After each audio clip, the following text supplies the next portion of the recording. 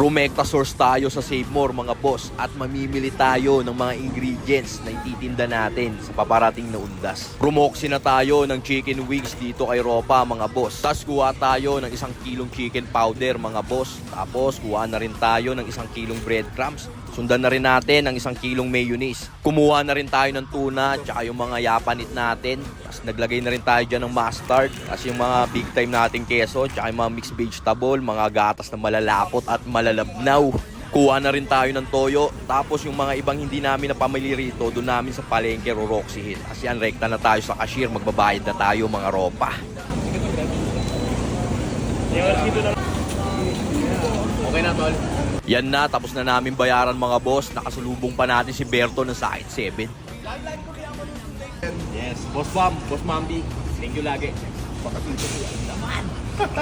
Diretso naman kami ng palengke mga Ropa. At nagutom kami, pupunta kami rito sa paborito kong mamihan na yung sabaw malamig.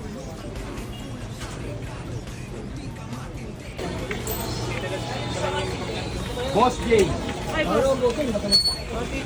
Punta naman tayo rito sa bilian ng Blue Lemonade Powder. Tapos Roxy na rin tayo ng prutas dito kay Ginang.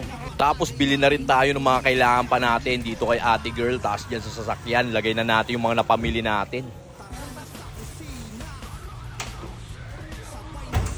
Balik tayong palengke, bibili naman tayo ngayon ng mga gulay, mga iba't ibang klaseng aromatics na kakailanganin natin. Rumoksi rin tayo rito ng 5 tray na gold tea mga boss. Tapos balikan na natin yung sa Blue Lemonade.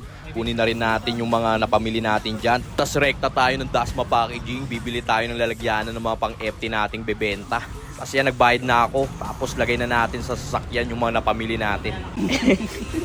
Nagbawa, sawa ka na sa buhay mo, madam, no? Taksak mo lang ngayon. Lagay mo sa ulo mo.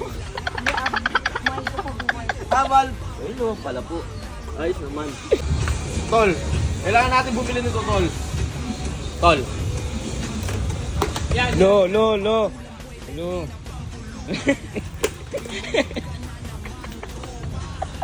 Ito, puta. Dalawa lang yan. 8 na yan. Oo. Nakita ko pa si Papa Jonas dito. Tangina, stolen shot pa. Stolen shot. Ano mo na yan? Bumili na rin pala tayo ng bigas na gagamitin natin pang fried rice mga boss. Tapos ito na tropa, October 30 na yan ng gabi, nagsiset up na kami ng team namin dito. Mabilisang desisyon na kasi sa buhay ang ginawa namin dito mga Ropa. 3 araw lang ang preparation namin kasama na yung pamimili at pagmamarinate ng mga product. Ito yung mga menu natin dito sa ating Otits Express mga boss. At katabi nga rin pala natin dito ang King's Coffee. Shout out sa mga kapanalig na rumoksi ng FT rito kay Otits. Naka 2-piece na chicken! Salamat sa paglapag sa akin dito, Ajak TV. Hi guys! Welcome to the vlog! So yun guys, shout out sa Kilis Fry! Na-sold out yung Yang Chow natin kaya nagsaing tayo. Shout out sa mga Ropa nating bumili ng pulutan. Yan po yung masarap.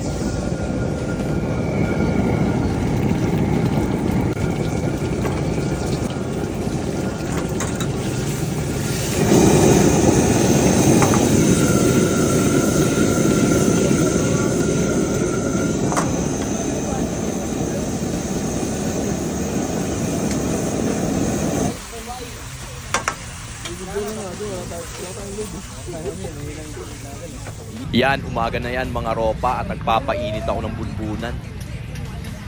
Shoutout po sa BFG Dasma. Ingat. Shoutout po sa inyo. Pag tuwing weekend, kailangan kami tagay. Hindi na talaga yung Sobrang solid ng journey na to mga boss. In-enjoy namin tong ganap na to. Nagpapasalamat ako sa mga kapanalig na sumuporta dito sa ganap ni Tito Otits na to mga boss. 5:30 na ng umaga to mga Ropa at mag-aalmusal na kami ni Tito Chill dito sa Mamihan, dito sa may memorial. Sold out mga Ropa. Sold out. Napaos na yan, kakasigaw. At yan, nagliligpit na kami mga boss. Sulit ang effort at sakripisyo naming lahat dito mga ropa. Successful ang event ni Tito Otit sa tulong din ng mga kasama ko. Hanggang dito na lang mga ropa. Peace.